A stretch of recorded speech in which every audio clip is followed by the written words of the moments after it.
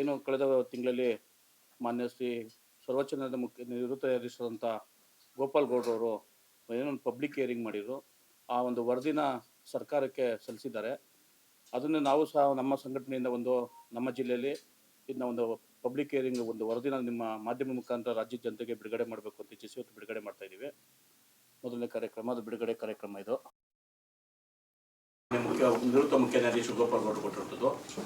ಇನ್ನು ಎರಡನೇ ವಿಚಾರ ಏನಂತಂದರೆ, ಕಳೆದ 18 ತಿಂಗಳಿಂದ ನಾವು ಏನು ಅಹೋರಾತ್ರಿ ಧರಣಿ ಬೈರ್ಮಂಗಲ ಸರ್ಕಲ್ ಆಗ್ಬೋದು, ರಾಮನಗರ ಕಚೇರಿ ಜಿಲ್ಲಾಧಿಕಾರಿ ಕಚೇರಿ ಆಗ್ಬೋದು, ಅಥವಾ ಅಧಿಕಾರಿಗಳು ರಾಜ್ಯಾಧಿಕಾರಿಗಳಿಗೆ ಗೊತ್ತಾಗ್ತಿ, ಮತ್ತು ಮುಖ್ಯಮಂತ್ರಿಗಳಿಗೆ, ರಾಜ್ಯಪಾಲರಿಗೆ, ಶಾಸಕರಿಗೆ, ಉಪಮುಖ್ಯಮಂತ್ರಿಗಳಿಗೆ, ಜಿಲ್ಲಾಧಿಕಾರಿಗಳಿಗೆ, GPDಗಳಿಗೆ ಎಲ್ಲ ರೀತಿ ಮನವಿ ಕೊಟ್ಟರೂ ಸಹ ನಮ್ಮ ಯಾವೊಂದು ಮನವಿಯನ್ನವರು ಪರಿಗಣಿಸದೆ ನಾವು ಪ್ರತಿಭಟನೆಗೂ ಸಹ ಯಾವುದೇ ಒಂದು ಗೌರವ ಕೊಡದೆ ರೈತರುಗಳಿಗೆ ಒಂದು ಅಗೌರವ ನಡೆದುಕೊಂಡು ಸರ್ಕಾರ 18 ತಿಂಗಳು ನಾವೇನು ಪ್ರತಿಭಟನೆ ನಮಗೆ ಬೆಲೆ ಕೊಡೋದ್ರಿಂದ ಇದೇ ತಿಂಗಳು 25ನೇ ತಾರೀಕು ಫ್ರೀಡಮ್ ಪಾರ್ಕ್ನಿಂದ ವಿಧಾನಸೌಧ ಚಲೋ ಕಾರ್ಯಕ್ರಮ ನಾವು ರೈತ ಸಂಘ ಮತ್ತು ಕರ್ನಾಟಕ ರಾಜ್ಯ ರೈತ ಸಂಘ ಎಲ್ಲ ಸಂಘಟನೆಗಳು, ಕನ್ನಡ ಪರ ಸಂಘಟನೆಗಳಾಗ್ಬೋದು, ದಲಿತ ಪರ ಸಂಘಟನೆಗಳು, ಮಹಿಳಾ ಸಂಘಟನೆಗಳು, ಕರ್ನಾಟಕ ಪ್ರಾಂತ್ಯ ರೈತ ಸಂಘ ಆಗ್ಬೋದು, ಸಂಯುಕ್ತ ಹೋರಾಟ ಸಂಘ ಆಗ್ಬೋದು, ಹೀಗೆ ಕರ್ನಾಟಕದ ಎಷ್ಟು ರೈತ ಸಂಘಟನೆಗಳು ಎಲ್ಲ ಸಂಘಟನೆಗಳಿಂದ ಒಗ್ಗಟ್ಟಾಗಿ ನಾವು ಇದೇ 25ನೇ ತಾರೀಕು ಮಂಗಳವಾರ ಫ್ರೀಡಮ್ ಪಾರ್ಕ್ನಲ್ಲಿ ಪ್ರತಿಭಟನೆ ಮಾಡ್ತಾ ಇದ್ದೀವಿ.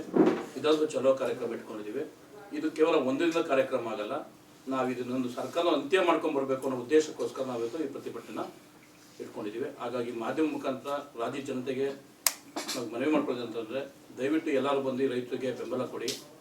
ಜೊತೆಗಿದು ಹೋರಾಟ ಕೇವಲ 2 ಪಂಚಾಯತಿಗೆ ಸೀಮಿತ ಆಗಿರೋ ವಿಚಾರ ಅಲ್ಲ. ಇದನ್ನು ಸ್ವಲ್ಪ ಸೂಕ್ಷ್ಮವಾಗಿ ಅರ್ಥ ಮಾಡ್ಕೋಬೇಕಾದ ವಿಚಾರ ಅಂತಂದರೆ, ಬೆಂಗಳೂರಿನ ಜನ ಹೆಚ್ಚು ಅರ್ಥ ಮಾಡ್ಕೋಬೇಕಾಗಿದೆ, ಯುವಶಕ್ತಿ ಅರ್ಥ ಮಾಡ್ಕೋಬೇಕಾಗಿದೆ, ಉತ್ತರ ಕರ್ನಾಟಕ, ಕಲ್ಯಾಣ ಕರ್ನಾಟಕ, ಮಧ್ಯ ಕರ್ನಾಟಕದ ಭಾಗದ ಜನರು ಸಹ ಈ ವಿಚಾರನ ಅರ್ಥ ಮಾಡ್ಕೋಬೇಕಾಗುತ್ತೆ. ಏನು ಈ ಹೋರಾಟದ ಕೇವಲ 2 ಪಂಚಾಯತಿ, ಕೇವಲ ಒಂದು 5,000 ಕುಟುಂಬಗಳ ಜೀವನ ಪ್ರಶ್ನೆ ಅಲ್ಲ. ಹೇಗೆ ಹೇಳ್ತೀನಿ ಅಂತಂದರೆ, ಈ ಏನು AICT ಮಾಡ್ತೀವಿ ಅಂತ ಹೇಳಿದರೆ ಇದರಲ್ಲಿ ಕೇವಲ 15% ಮಾತ್ರ ರೆಸಿಡೆನ್ಸಲ್ಲಿ ಮೀಸಲಿಟ್ಟು ಉಳಿಕೆ ಜಾಗವನ್ನು ಆರ್ಟಿಫಿಷಿಯಲ್ ಇಂಟೆಲಿಜೆಂಟ್ ಸಿಟಿಗೆ ಖಾಸಗಿ ಕಂಪ್ನಿಯವರಿಗೆ ಇದನ್ನು ಮಾರಾಟಕ್ಕೆ ಇಟ್ಟಿದ್ದಾರೆ. ಒಂದು ವೇಳೆ ಈ ಆರ್ಟಿಫಿಷಿಯಲ್ ಇಂಟೆಲಿಜೆಂಟ್ ಸಿಟಿ ಬತ್ತು ಅಂದರೆ, ರೊಬ್ಯಾಟ್ ಬತ್ತು ಅಂತ ಅಂದರೆ, ಮುಖಾಂತರ ವರ್ಕ್ ಮಾಡೋಕ್ಕೆ ಸ್ಟಾರ್ಟ್ ಆಯಿತು ಅಂದರೆ ಮುಂದಿನ ಯುವಶಕ್ತಿಗೆ ನಿರುದ್ಯೋಗ ಸೃಷ್ಟಿಯಾಗುತ್ತೆ. ಯಾಕೆಂದರೆ 100 ಜನ ಯುವಕರು ಮಾಡೋಂಥ ಕೆಲಸನ ಒಂದು ರೊಬ್ಯಾಟ್ ಮಾಡೋದ್ರಿಂದ ಮುಂದಿನ ಇವತ್ತು 140 ಕೋಟಿ ಅಂತ ದೇಶದಲ್ಲಿ ಈ ರೊಬ್ಯಾಟ್ ಸಿಸ್ಟಮ್ ಮುಖಾಂತರ ನೀವು ಉದ್ಯೋಗ ಸೃಷ್ಟಿಯಾದರೆ ನಾಳೆ ನಮ್ಮ ಭಾರತೀಯ ಜನತೆಗೆ ಯುವಶಕ್ತಿಗೆ ನಿರುದ್ಯೋಗ ಸೃಷ್ಟಿಯಾಗುತ್ತೆ. ಹಾಗಾಗಿ ಯುವಶಕ್ತಿಗಳು ಎಚ್ಚೆತ್ಕೋಬೇಕು. ಮುಂದಿನ ದಿನದಲ್ಲಿ ನಿರುದ್ಯೋಗ, ಹೀಗೆ ಸರ್ಕಾರ ಯಾವುದೇ ಸರ್ಕಾರ ನೇಮಕಾತಿಗಳು ಮಾಡ್ಕೊತಲ್ಲ, ಖಾಸಗಿ ಕಂಪ್ನಿಗಳು ಕೆಲಸ ತೆಗೆದಾಗ್ತಾ ಇದ್ದಾರೆ. ಇಂಥ ಸಮಯದಲ್ಲಿ AICT ದೇಶಕ್ಕೆ ಬೇಕಾ? ಈ ಆರ್ಟಿಫಿಷಿಯಲ್ ಇಂಟೆಲಿಜೆನ್ಸ್ ಸಿಟಿ ಅಂತ ಯುವಕರು ಅರ್ಥ ಮಾಡಿಕೊಂಡು ಇವತ್ತು ಇಂಜಿನಿಯರಿಂಗು, ಡಿಪ್ಲೊಮಾ, ಡಿಗ್ರಿ ಹೋಲ್ಡರ್ಸ್ಗೂ ಸಹ ಯಾವುದೇ ಉದ್ಯೋಗ ಇಲ್ಲ, ನಿರುದ್ಯೋಗ ತಾಂಡಾಡ್ತಾರೆ. ಇಂಥ ಸಮಯದಲ್ಲಿ ಈ AICTನ ಓಡಿಸ್ಬೇಕು ಈ ದೇಶದಿಂದ. ಹಾಗಾಗಿ ದಯವಿಟ್ಟು ಯುವಶಕ್ತಿಗಳು ಈ ಹೋರಾಟಕ್ಕೆ ಬೆಂಬಲ ಕೊಡಬೇಕು. ಈಗ ವಿಧಾನಸೌಧ ಚಲೋ ಅಂತ ಮಾಡ್ತಾ ಇದೀವಿ. ಕಳೆದ ಸ್ಟಾರ್ಟಿಂಗ್ 2 ದಿನ ನಾವು ಸಾಂಕೇತಿಕ ಮಾಡ್ತೀವಿ. 2 ದಿನಕ್ಕೂ ಅವ್ರೇನೋ ಸ್ಪಂದಿಸಲಿಲ್ಲ ಅಂತಂದರೆ 3ನೇ ದಿನ ಉಪವಾಸ ಕೂತ್ಕೋಬೇಕು ಅನ್ನೋದು ಒಂದು ಯತ್ನೆ ಮಾಡ್ತಾ ಇದ್ದೀವಿ. ಒಂದು ವೇಳೆ ಏನಾದ್ರು ನಾವು ಉಪವಾಸ ಕೂತ್ಕೊಂಡಲ್ಲಿ ಏನಾರು ಸಾವು ನೋವುಗಳಾದರೆ ರಾಜ್ಯ ಸರ್ಕಾರ ಮತ್ತು GPD ನೇರ ಕಾರಣ ಆಗ್ತದೆ. ಯಾಕಂದ್ರೆ ನಾವು 3ನೇ ದಿನಕ್ಕೆ ನಾವು ಇನ್ನು ಸಾಕಷ್ಟು ಕಾಲ 531, 532 ಕೂತಿದ್ದೀವಿ. ನಮ್ಮ ಮನವಿಗೆ ನಮ್ಗೆ ಒಂದು ಪ್ರತಿಭಟನೆ ಬೆಲೆ ಇಲ್ಲ ಅಂದಾಗ ಉಪವಾಸ ಕೂತ್ಕೊಳ್ತೀವಿ. ಇದರಿಂದ ಏನಾದ್ರು ಸಾವು ನೋವುಗಳು ಏನೋ ಆಯಿತು ಅಂತ ರೈತರಿಗೆ ಅದು ನೇರ ರಾಜ್ಯ ಸರ್ಕಾರ ಮತ್ತು GPD ಕಾರಣ ಆಗುತ್ತೆ. ಇನ್ಮುಂದೆ ಅದು ನಾವು ಸಂಯುಕ್ತ ಹೋರಾಟ ಕರ್ನಾಟಕ ಮತ್ತೆ ರಾಜ್ಯಾದ್ಯಂತ ಏನು ಸಂಘಟನೆಗಳಿದೆ ಎಲ್ಲ ಸಂಘಟನೆಗಳು ತೀರ್ಮಾನ ತಗೊಂಡು ಇದಕ್ಕೆ ಒಂದು ಅಂತ್ಯ ಕಾಣಲೇಬೇಕು ಅಂತಕ್ಕಂಥದ್ದು ಒಂದು ದೃಢ ನಿರ್ಧಾರವನ್ನು ಮಾಡಿದ್ದೀವಿ. ಆಮೇಲೆ ಒಂದು ಕಡೆ ಇವತ್ತು ಪ್ರತಿ ಹಳ್ಳಿಲಿ 26 ಹಳ್ಳಿಲೂ ಕೂಡ ಇವತ್ತು ಮೂಲಭೂತ ಸೌಕರ್ಯ ಸಿಗ್ತಾ ಇಲ್ಲ. ಕಳೆದ 2 ವರ್ಷಗಳಿಂದನೂ ಕೂಡ ಸರ್ಕಾರದಿಂದ ಯಾವುದೇ ಮೂಲಭೂತ ಸೌಕರ್ಯ ಸಿಗ್ತಾ ಇಲ್ಲ. ಇವತ್ತು ಜನಸಾಮಾನ್ಯ ಏನಾಗಬೇಕು? ಇವತ್ತು ಹೈನುಗಾರಿಕೆ ಮಾಡೋರು ಏನಾಗಬೇಕು, ರೇಷ್ಮೆ ಬೆಳೆಯೋರು ನಮ್ಗೆ ತರಕಾರಿ ಬೆಳೆಯೋರು ಏನಾಗಬೇಕು, ಸೊಪ್ಪು ಬೆಳೆಯೋರು ಇವತ್ತು ನೂರಾರು ಏನು ದಿನಕ್ಕೆ ಒಂದು 10ರಿಂದ 15 ಲೋಡು ತರಕಾರಿ ಇದು ಏನು ಸೊಪ್ಪೆಲ್ಲ ಸರಬರಾಜಾಗ್ತದೆ. ತೆಂಗು ಇರ್ಬೋದು, ತರಕಾರಿ ಇರ್ಬೋದು, ಇವೆಲ್ಲನೂ ಏನಾಗಬೇಕು ಇವೆಲ್ಲ. ಆಮೇಲೆ ಇನ್ನೊಂದು ಕಡೆ ದುರಂತ ಏನಂದರೆ, ಇವತ್ತು ಕನ್ನಡ ಪರ ಸಂಘಟನೆಗಳು ಎಲ್ಲಿ ಯಾರು ಬರಲ್ಲ. ಇವತ್ತು ಏನು ನಾರಾಯಣ ಗೌಡ್ರು ಅವರು ಏನು 50 ವರ್ಷದಿಂದ ಹೋರಾಟ ಮಾಡ್ತಾರೆ. ಶಿವರಾಮ್ ಗೌಡ ಬಣ, ಏನು ಪ್ರವೀಣ್ ಶೆಟ್ಟಿ ಬಣ, ಇವತ್ತು 100 ಬಣಗಳಾಗ್ಬಿಟ್ಟಿವೆ. ಅದರಲ್ಲೂ ಈ ಮೇನ್ ನಾವು ಏನು ನಾಯಕರಿದ್ದಾರೆ ಕನ್ನಡ ಪರ ಹೋರಾಟಗಾರರು, ಇಲ್ಲಿವರೆಗೂ ರೈತರ ಸಮಸ್ಯೆಗಳು ಕೇಳಲಿಲ್ಲ. ಏನನ್ನ ಇಶ್ಯೂ ಆಗಕ್ಕೆ ಇವರು TRP ತಗೊಳಕ್ಕೆ ಈ ಕಾವೇರಿ ಇಶ್ಯೂ ಆಯಿತು ಅಂದರೆ ಏನು ಉಲೋ ಅಂತ ರಸ್ತೆ ಕೂತ್ಕೋತಾರೆ.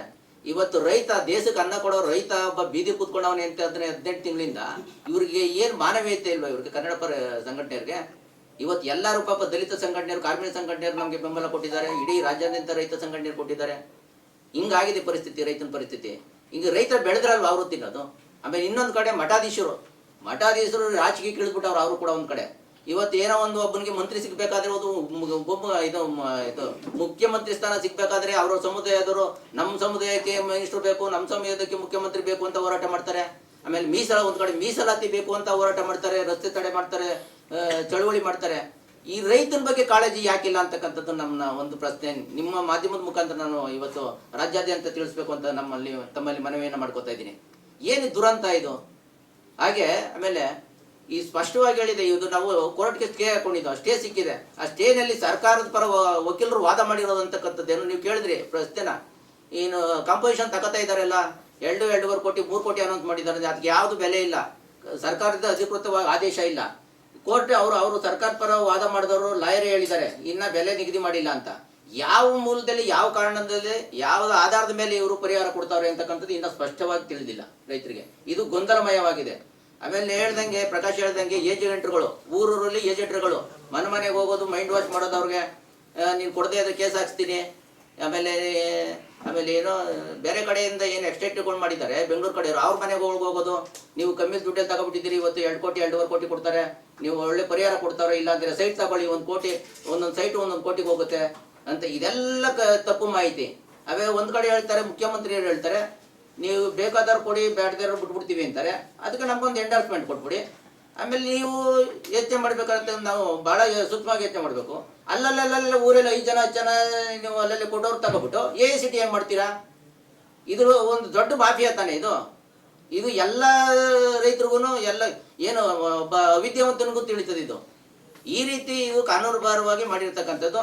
ಇವಾಗಲೇ ಇವ್ರು ಹೇಳಿದ್ರೆ ನಾನು ಇದು ಏನು ಗೋಪಾಲ್ ಗೌಡರು ಏನು ವರದಿ ಕೊಟ್ಟಿದ್ದಾರೆ ಅಲ್ಲಿ ಸೂಕ್ಷ್ಮವಾಗಿದೆ.